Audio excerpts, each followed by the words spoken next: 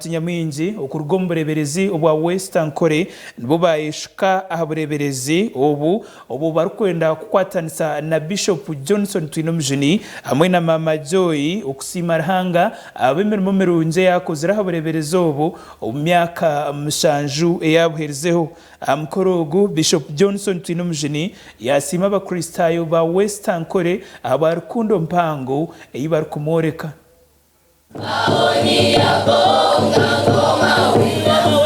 Omukoro ogwo kusiima Ruhanga okwa Bishop Johnson Twinomujuni kwahikaho abantu bingi otiriho na n'abebembezi okuruga omu government ahamwe na n'abandi abanyadini.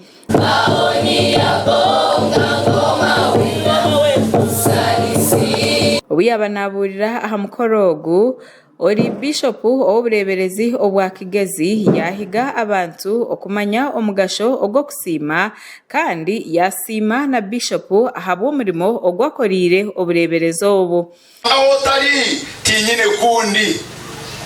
Ruhanga hotari tinyine magara Ruhanga hotari tinyine kinyine Ruhanga hotari tindikwa meromesho g'abantu abeji area abatunji aza bakampurikiza mweno kufukamo mu misho ga Ruhanga ukagiro ti Ruhanga yebare Ruhanga yebare Ruhanga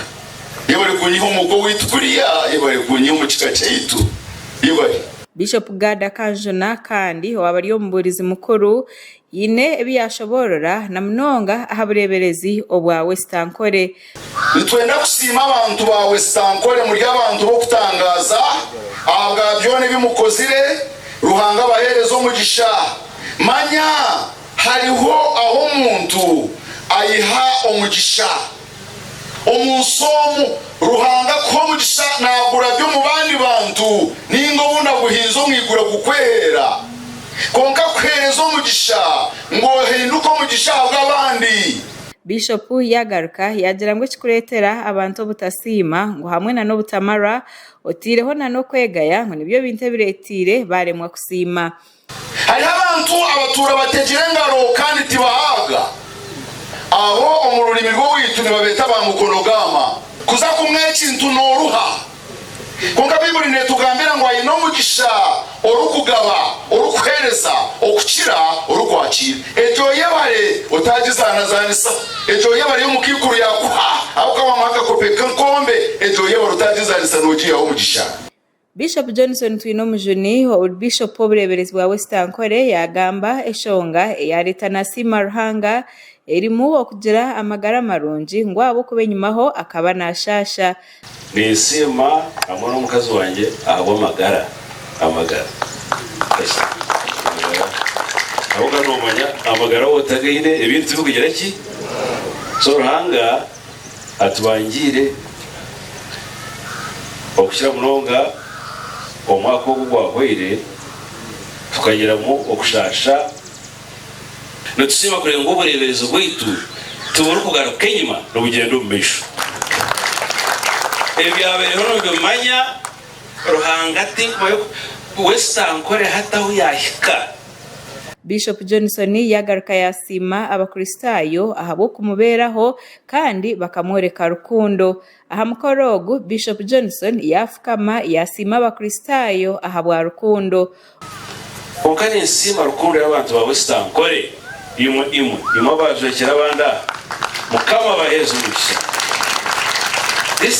This is unbelievable. I can tell you. I think we're going to show Western Kore tukunzire ninye tahananye.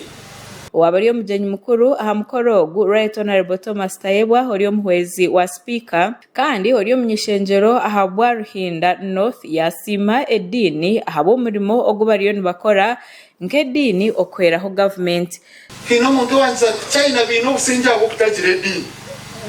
no rastani kwatabura muhanda abo kutagira edini andenshiwe okarukira nkai so ekintu chokora munonga chokwatanisa na government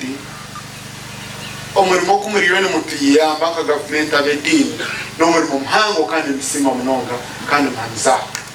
Thomas yagaruka yashaba abebembezi obutahura abantu omudini ngo kandi bahereza n'ekitinisa. n'abeshengereza please n'abeshengereza kitakacwamo abantu ahadini reka tweshinise dini kombeka kureta kumwe abantu bamukama umuntu yab'umukristayo murungi na Romero Karoro Kruto wabiroho mnyishenjerekazi wa district ya Bushenyi hamwe na Cohen Champene wa Champene Foundation nabo basima Bishop Johnson Twinomujuni ahabwe njiri nungi yarisize ombureberezi obwa Western Kore hamwe na Uganda yona 700 times, and it means perfection. Perfection. Ejonyo message ina kuletera na mama mukurucheyo 7 years. Perfection. Omunjiri ondentunguka and relationship. Nyenda kwendeza Bishop amwe na Mama Joy imyaka umisho kandi imyaka iyi mukama batuhereze abasize kuba hempinduka. Reverend John Namanya Makuru Oridini we kanisa ya Bweranyangi ahamwe na Reverend Cedric Musasizi nabo bashoborora ngo Bishop akababera eco kureberaho nkabebembezi ngo kandi yabahiga okureba ngo bakora namakagabo gagumagarije nkabahereza natwiga okukora okuburira njiri okusomesa abana nsima ruhanga rw'imyaka mushaje eyibahereza ubureberezi bwa Western Kore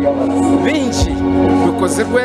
tureba documentary ebintu byo kutangaza ebyombe ko kunduzura amani genjiri okukaba kristayo kora gagasha kwa Olivia na Sasra omuri Bushenyi.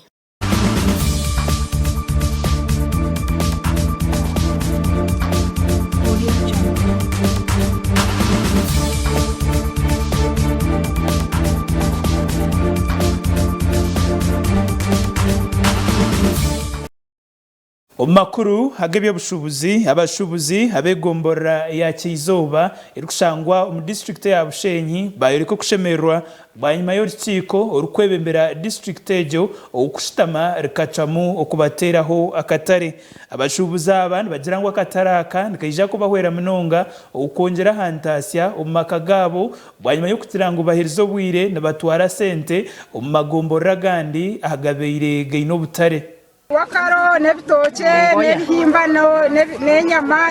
yakaro akakatare kemyenda yonka kwiyaho nempunu noburo ebe bugambiro babayire bayiguraho akatare kegombora ya Kizoba ombutongo rizo biri yanyumwa abazyo omurka gwanya miyaga nsima abategeki n'abebembezi abaparaningire kintu cya Kizoba Chaimani RC3 nani sawa suzi batayibali kutoka tumuterengaro zamani akwa ni nchiruza omwebembezi umuruji kwategeka insegero singi Anet Cyohiro chairperson w'abashubuzi atshoborere ngo babayire bagende ngendo ndengo mu magombora gandi kuronda sente katare ka Kizoba akituyigwinde ko weberabe na mwenda byo kwa kashatu kusiana hati akatarako kariyo kakoraje nyenda kusima kanso yegombora itu ya Kizoba buzumerese stenso kirunje munonga yowe ndiyo mushubuzi maziremwe myaka menji ukambe nintemba Lorenza cyabujimbi kegombora nzabugonje kegombora zacyamuhunga kegombora njire kuronda sente